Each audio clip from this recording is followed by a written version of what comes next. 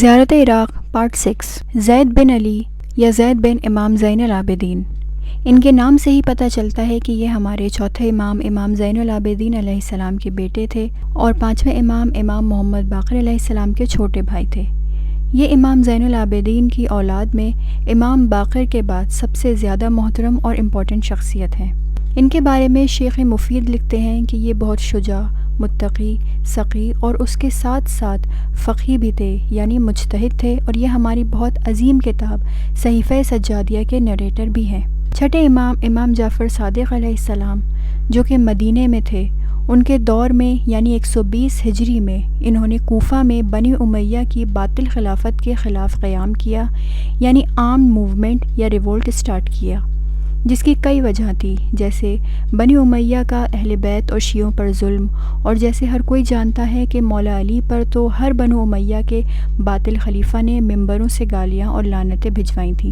لیکن ان کے دور کے خلیفہ نے مولا علی کے ساتھ ساتھ بی بی فاطمہ، امام حسن، امام حسین اور بلکہ کچھ موقعوں پر تو رسول اللہ تک کو گالیاں اور لعنتیں بھیجنے سے نہیں چھوڑا۔ اور پھر 120 ہجری 2 صفر کو بنی امیہ سے جنگ کے دوران حضرت زید کو ان کی ہی فوج کے ایک شخص نے، جو کہ بنی امیہ کا ہی آدمی تھا، اس نے ان کے ماتھے پر تیر مارا، جس کی وجہ سے بعد میں یہ شہید ہو گئے، اور شہید ہونے کے بعد مولا علی اور بی بی فاطمہ کی طرح ان کو بھی بہت سیکریٹلی دفن کیا گیا،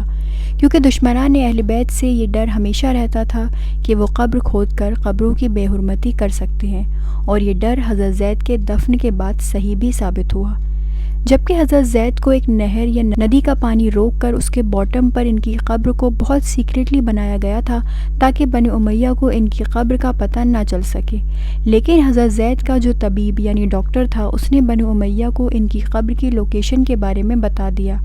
جس کے بعد اس لعنتی خلیفہ نے ان کی قبر کو کھود کر ان کی باڈی کو نکال لیا، اور آپ کو بتا دیں کہ شہادت کے وقت ان کی عمر صرف 42 ایئرز تھی۔ پھر امام حسین کی طرح ان کا بھی سر تن سے جدا کیا گیا اور ان کی لاش کو بھی کروسیفائی کیا گیا، اور حضرت زید کے سر کو سیریا اس ملعون بنو امیہ کے خلیفہ کے دربار میں بھیجا گیا، اور صرف یہی نہیں بلکہ اس کے بعد روایات میں ملتا ہے کہ 4 سال تک ان کی بنا سر کی لاش کو کوفہ کے سٹی سینٹر پر لٹکا کر رکھا گیا، یا اتنے دن تک لاش وہاں لٹکی رہی کہ روایات میں ہے کہ جانور ان کے جسم کا پورا گوشت کھا گئے اور صرف کچھ ہڈیاں باقی رہیں، اور ظلم یہیں نہیں رکا، اس کے بعد بنی امیہ نے ان کی ہڈیوں کو بھی جلا دیا اور اس کی راکھ کو بھی ہوا میں اڑا دیا۔ یہ لیول تھا بنی امیہ کے اہل بیت اور اسلام سے نفرت کا۔ وہ باطل خلافت جس کی بنیاد اللہ اور رسول کے حکم کے خلاف علی کے حق کو مارنے پر رکھی گئی تھی، وہی آگے چل کر جب بد سے بدتر ہوئی، اور معاویہ اور یزید اور اس کے بعد جتنے بھی باطل خلیفہ رہے، سب نے ایک کے بعد ایک بغض علی اور بغض اہل بیت میں نہ صرف اولاد رسول بلکہ ان کے شیعوں پر ایسے ظلم کیے کہ جن کو بیان کرنا بھی ممکن نہیں، اور وہ ظلم آج تک جاری ہے۔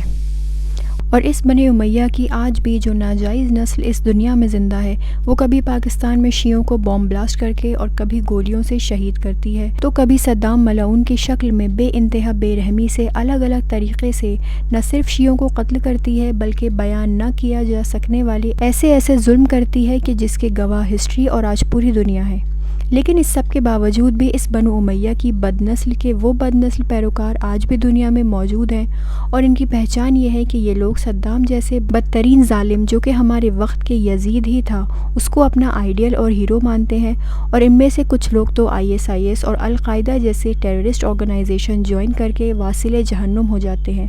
اور جو زندہ باقی ہیں وہ یہ عقیدہ رکھتے ہیں کہ شیعوں کو قتل کرنے پر ان کو جنت ملے گی۔ یہی وہ لوگ ہیں جن کی وجہ سے آج پوری دنیا میں اسلام کو ایک دہشت گرد دین سمجھا جاتا ہے، اور مسلمان پوری دنیا میں بدنام ہے، اور اس طرح کی یزیدی فکر رکھنے والے ٹیررسٹ ملوں کو وہابیت کی شکل میں پوری دنیا میں ایکسپورٹ کیا گیا، جس کی فنڈنگ میں سعودی عرب کا نام سب سے اوپر آتا ہے۔